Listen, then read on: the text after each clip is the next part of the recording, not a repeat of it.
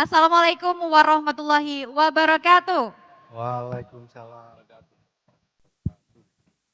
Saudara, pertanian menjadi sektor penting untuk kemajuan bangsa, menjadi penopang kemandirian pangan dan ekonomi negara. Semua berlomba-lomba untuk mengembangkan sektor ini, mulai dari tanaman pangan, hortikultura, hingga perkebunan.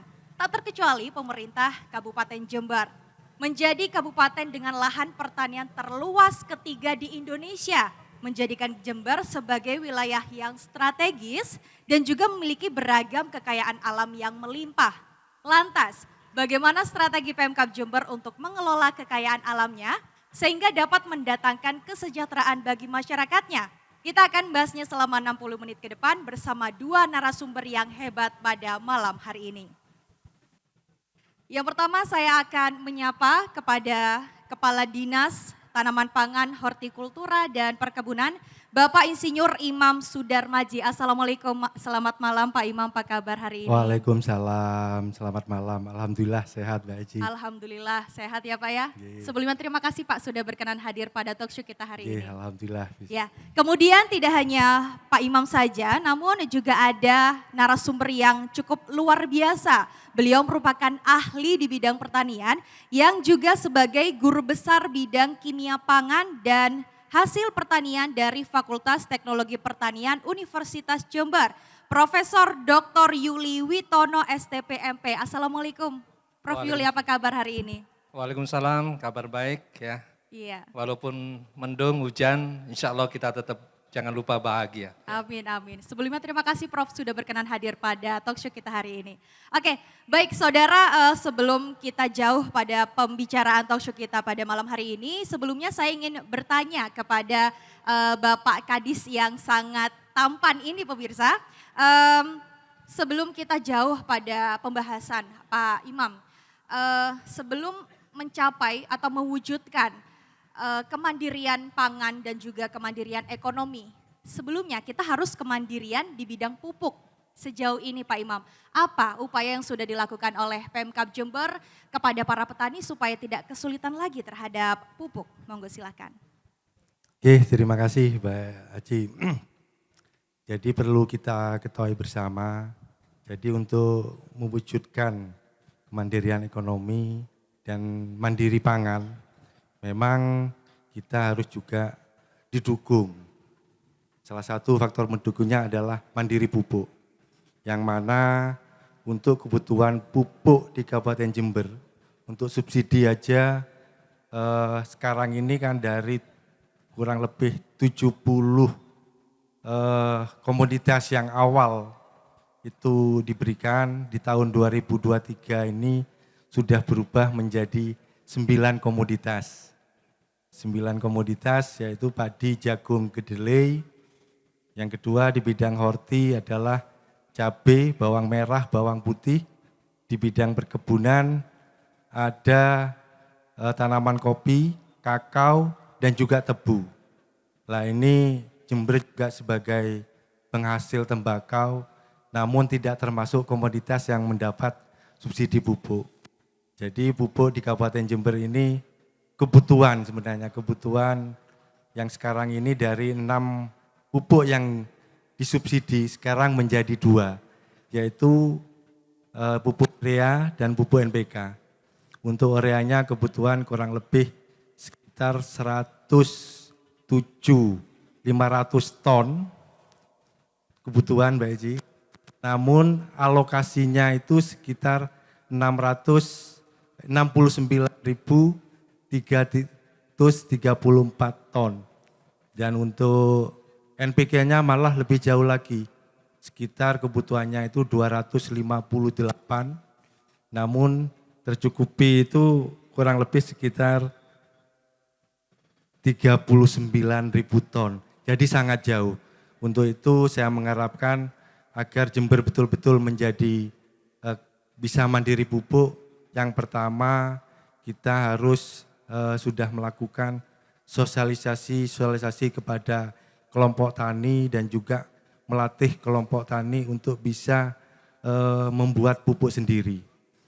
Jadi dalam artian kita berusaha untuk menyeimbangkan dengan penggunaan pupuk organik. Nah ini dalam rangka untuk mewujudkan pertanian yang ramah lingkungan dan pertanian yang berkelanjutan. Dan ini sangat disupport oleh Bapak Bupati kita, bahwasanya di tahun 2023 ini kita akan sudah dimulai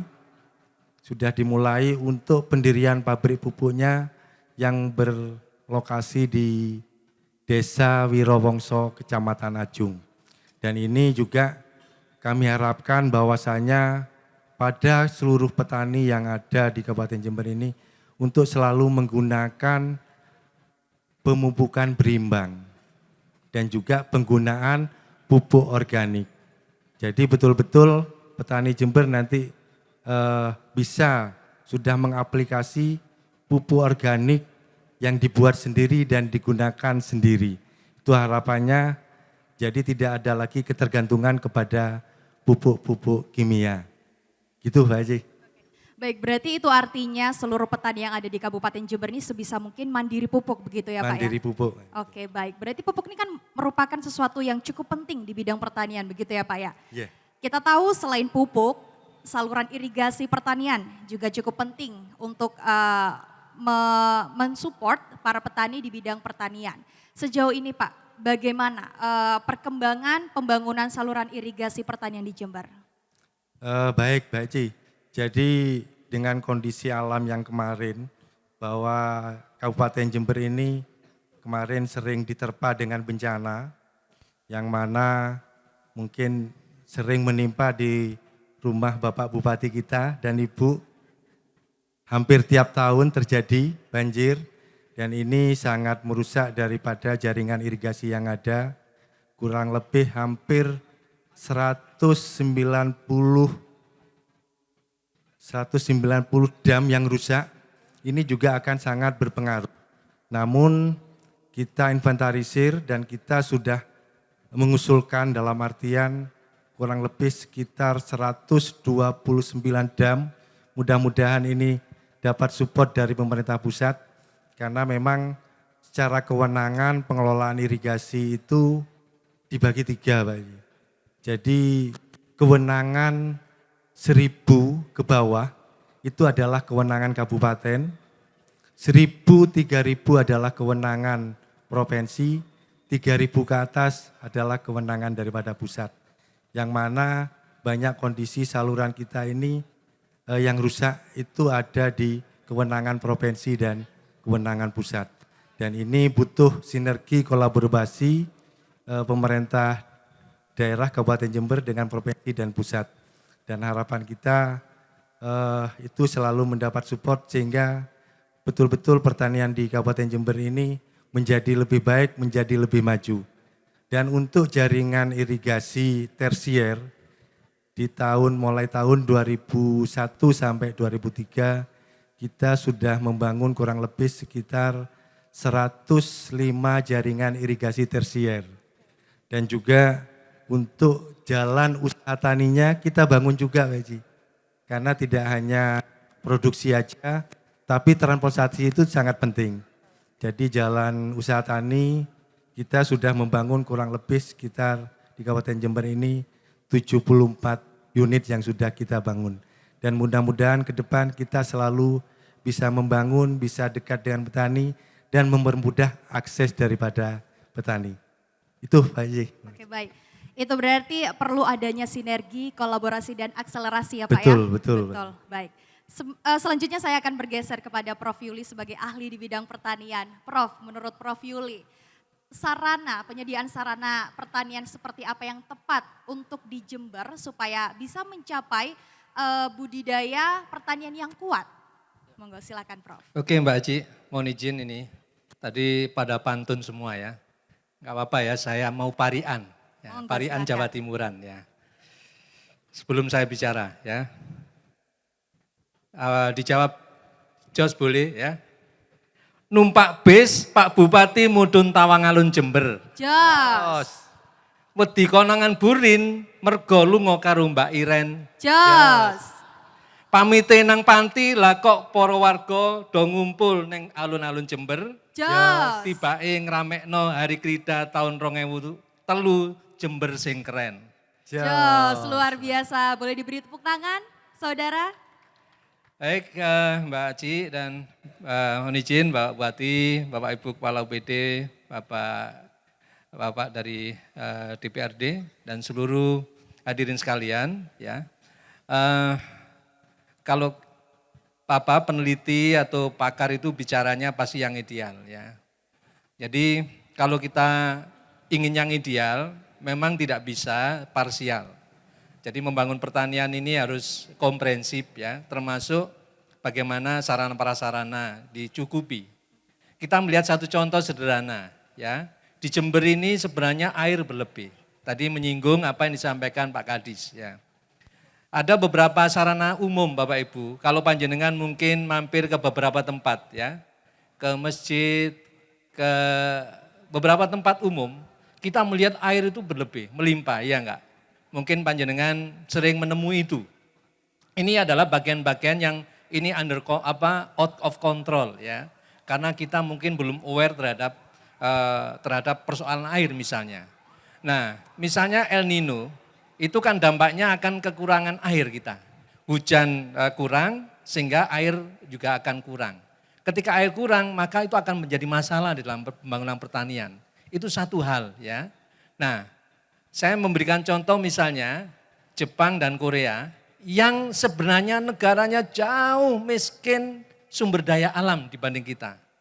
Kalau di sana kita melihat di sana tidak ada gunung, adanya bukit ya. Bukit berarti apa? Tandus. Ada sungai tapi sungai kering ya. Jadi sungai itu menggenang-menggenang saja airnya. Tidak mengalir seperti tempat kita yang sampai mengaliri rumah Pak Bupati. Saking kayanya air kita.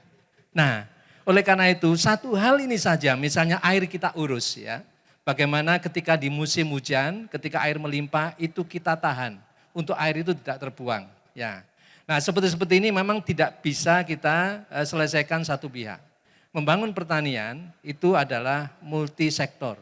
Perlu komprehensif kolaborasi tadi dengan berbagai pihak dari sisi pemerintahan daerahnya, dari sisi pelaku usahanya, dari sisi lembaga risetnya, dari sisi universitasnya tentunya ya, tentu juga dari sisi masyarakatnya. Maka harus bersama-sama ada roadmap ya, apa yang kira-kira kurang dan ke depan mau dijadikan apa pertanian kita di Jember. Nah, saya apresiasi ya lewat kebijakan Pak Bupati Yendi, ini luar biasa ya. Jadi karena pertanian menjadi salah satu prioritas, ini wajib hukumnya. Karena apa?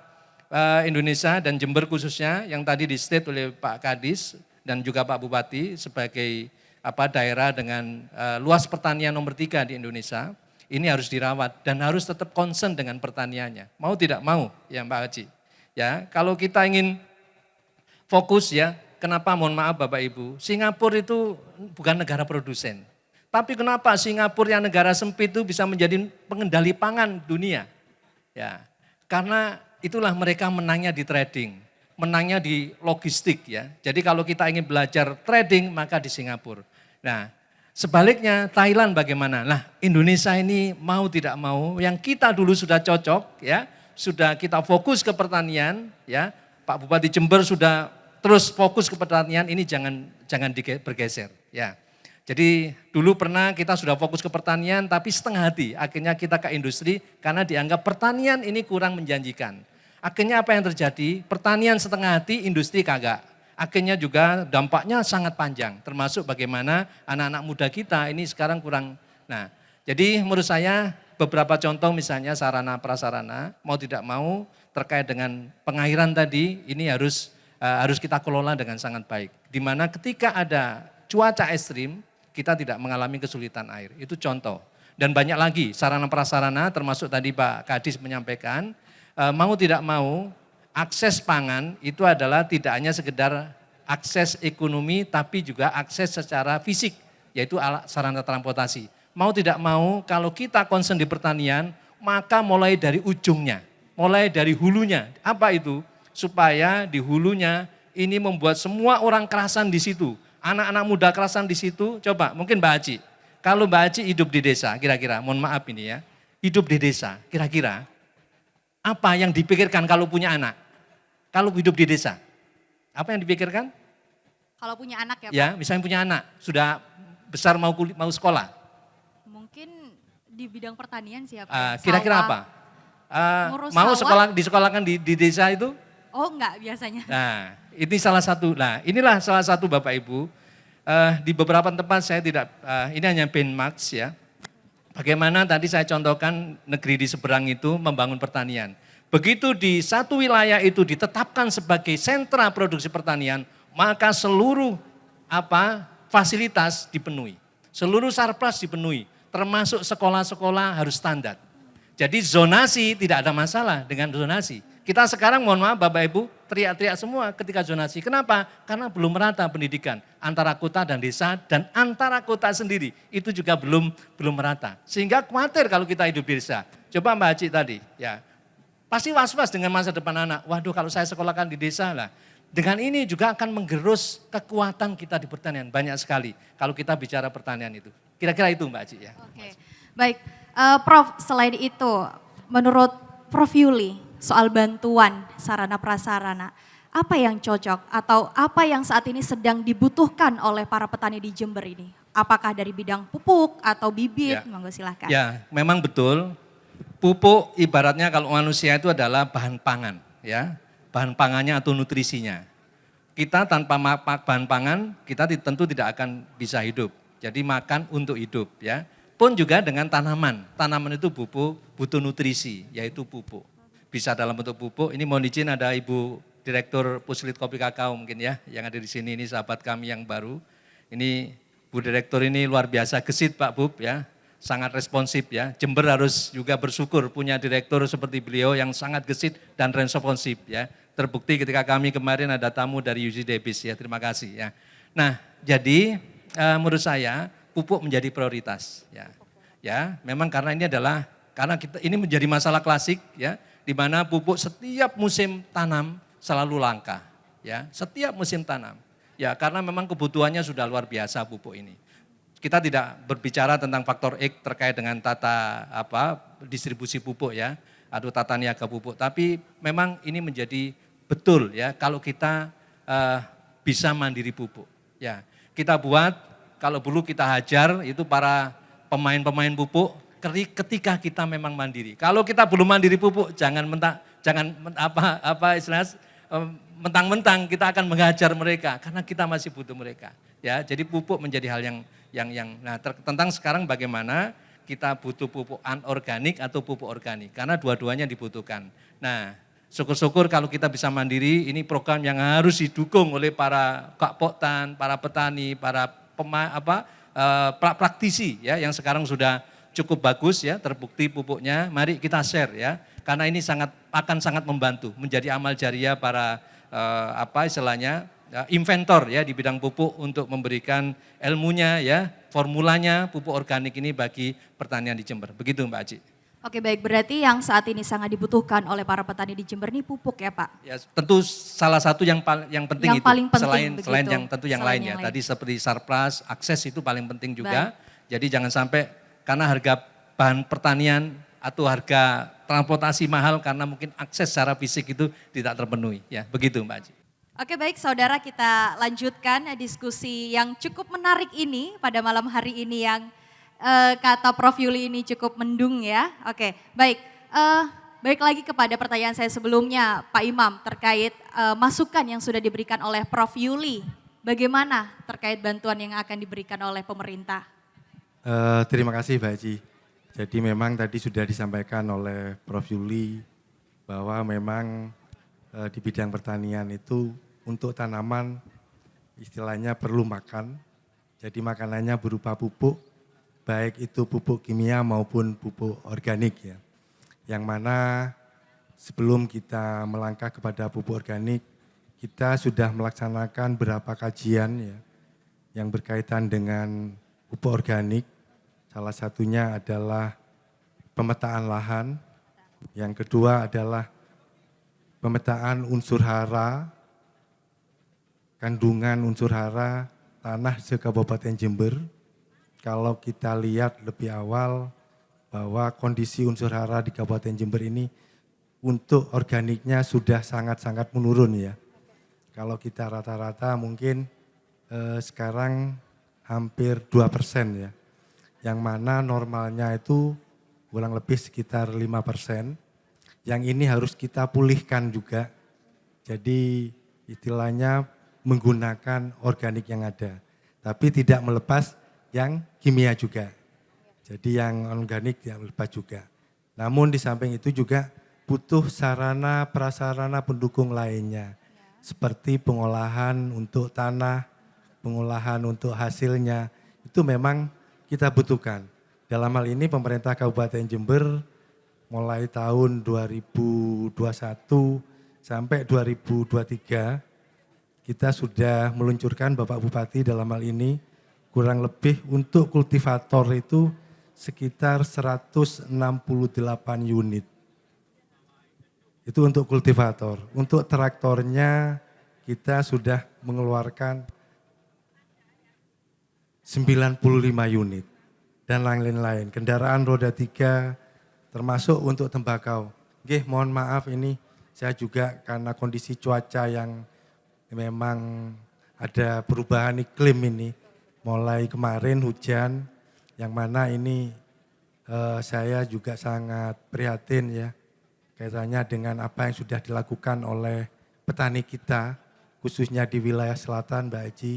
Jadi dengan adanya hujan yang cukup lumayan, akhirnya ada beberapa areal tanaman tembakau, tanaman cabai dan juga mungkin jagung yang sudah mau berbuah, mau dipetik.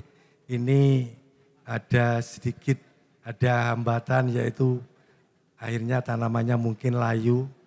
Dan saya mudah-mudahan ini tetap ada gantinya, ada barokah dari Allah Subhanahu wa Ta'ala. Jadi memang saprodi itu sangat penting juga. Itu Mbak Aji. Oke. Baik Pak Imam, selain berarti kan itu artinya sejauh ini Pemkab Jember sudah memberikan sarana dan prasarana yang begitu banyak kepada para petani ya Pak. Selain itu, bagaimana upaya dari pemerintah Kabupaten Jember untuk mengembangkan tanaman pangan, tanaman hortikultura dan juga tanaman perkebunan yang unggul? Oke, Mbak Eci. Jadi untuk tanaman pangan memang kita fokus pada tanaman padi dan jagung, yang mana produksi jagung di tahun 2002 itu kita hampir 1 juta ton ya. Untuk jagungnya 400 juta ton yang kita hasilkan, dan sebenarnya dari 1 juta ton gabah itu sebenarnya untuk diakumulasi dengan menjadi beras itu sekitar 65%, ya, jadi sekitar 650 ribu ton beras yang ada di Kabupaten Jember. Dan itu kalau kita dilihat produksinya, sebenarnya Jember ini sudah sangat surplus, sehingga di tahun 2022 pemerintah Kabupaten Jember mendapat apresiasi bahwasanya sebagai kabupaten yang punya ketahanan pangan, dan itu diberikan langsung oleh Ibu Gubernur kepada Bapak Bupati. Dan itu harapannya juga memacu kita untuk lebih meningkatkan produksi pangan ya, khususnya tanaman pangan, padi dan jagung. Dan itu untuk lebih ditingkatkan karena rata-rata kita untuk padi itu masih kalah ya jika dibandingkan dengan mungkin kabupaten yang ada di sebelah barat maupun Jawa Tengah.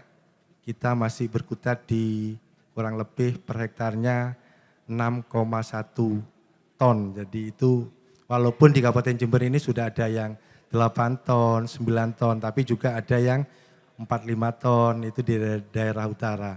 Jadi rata-ratanya 6,1 ton. Dan untuk jagung kita sekitar 400 ribu ton dan surplusnya itu hampir 50%. Jadi 50% itu dikonsumsi oleh masyarakat kabupaten sendiri. Namun yang sering ditanya oleh Bapak Bupati kepada saya, Pak Eci, jadi bahwa surplusnya di mana? Lah ini butuh kebersamaan lagi, butuh kolaborasi lagi. Kita mengharapkan pada masing-masing desa itu untuk bisa mempunyai lumbung pangan. Jadi dengan adanya itu kita bisa mengetahui kemana padi kita yang surplus itu. Jadi itu harapannya kita bersama-sama. Syukur-syukur nanti mungkin dari BUMDes bisa mengelola lumbung pangan di masing-masing desa. Dan untuk tanaman hortikultura Pak Haji, jadi tanaman hortikultura ini selama ini Kabupaten Jember kaya dengan tanaman hortikulturanya ya. Namun kenapa kok Kabupaten Jember tidak punya identitas ya? Karena walaupun kaya, Kabupaten Jember ini belum mendaftarkan varietas unggulan untuk hortikulturanya. Dan di mulai tahun 2021 kita sudah memulai untuk mendaftarkan varietas. Salah satunya adalah alpukat pasil ya. Alpukat pasil ini singkatan sebenarnya Pak Haji. Jadi Pace Silo. Dan juga ada varietas durian, duku. Dan untuk varietas durian di tahun ini bersama Kelengkeng Jember Super, insya Allah di tahun ini kita daftarkan varietasnya. Dan untuk tanaman kopi kita sudah mensupport untuk bibit di 2021 itu 170.000 bibit. Dan tadi Bapak Bupati sudah menyerahkan sekitar 200.000 bibit untuk tanaman kopi. Itu Pak Haji. Oke, baik Pak Imam. Selanjutnya dari tanggapan Pak Imam, saya ingin menanyakan juga terkait tanggapan Prof. Yuli terkait upaya yang akan dilakukan oleh pemerintah Kabupaten Jember untuk meningkatkan tanaman-tanaman yang ada di pertanian di Tanah Jember. Monggo silakan Prof. Saya kira itu mau tidak mau ya, itu suatu kelaziman ya, karena ketika luasan lahan itu maksimum ya, apalagi kita ada faktor leveling off ya, faktor alih fungsi lahan misalnya ya, belum lagi kerusakan lahan, penurunan kesehatan lahan. Jadi alih fungsi lahan yang tidak bisa dipungkiri karena pembangunan infrastruktur ya, perumahan ya, kemudian belum lagi juga adanya faktor-faktor lain ya, termasuk juga alih fungsi dari lahan pangan menjadi lahan non pangan ya, dan seterusnya. Ini mau tidak mau harus ada upaya intensifikasi. Intensifikasi salah satunya adalah dengan pengembangan bibit unggul atau varietas unggul. Ini mau tidak mau agar apa? Dalam luasan lahan yang sama ini diperoleh hasil yang lebih tinggi ya. Nah, ini memang harus dikembangkan ya. Maka ini peran dari para inventor ya, para pemulia tanaman ini menjadi sangat penting. Nah, tentu juga harus dilihat bagaimana karakteristik spesifik dan juga agroklimatologi di Kabupaten Jember ini. Universitas Jember juga saya kira juga dengan perguruan tinggi yang lain yang ada di Jember juga sudah punya database terkait dengan karakteristik lahan di masing-masing wilayah yang ada di sekitar Jember ini. Sehingga memang tidak semua varietas itu cocok ditanam di semua lahan. Nah, itu satu. Nah, kemudian terkait dengan itu, maka mau tidak mau teknologi ini menjadi satu kebutuhan. Jadi bertani dengan teknologi itu tentu hasilnya akan berbeda ya. Nah, tentu teknologi yang berbasis pada kearifan lokal. Ingat bahwa zaman dulu ya, sebelum ada banyak teknologi, para petani kita happy.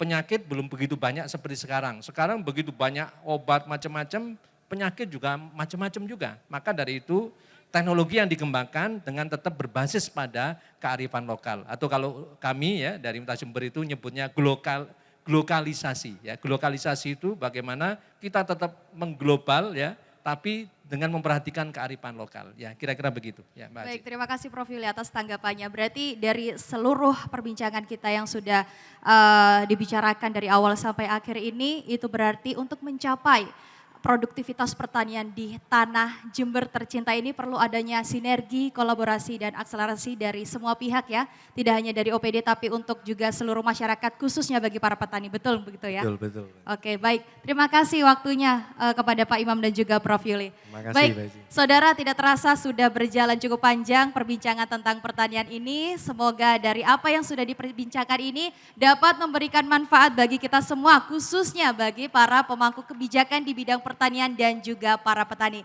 Saya Aci Wilfa mewakili seluruh kerabat kerja yang bertugas pamit undur diri. Terima kasih atas kebersamaan Anda. Selamat malam, sampai jumpa. Wassalamualaikum warahmatullahi wabarakatuh.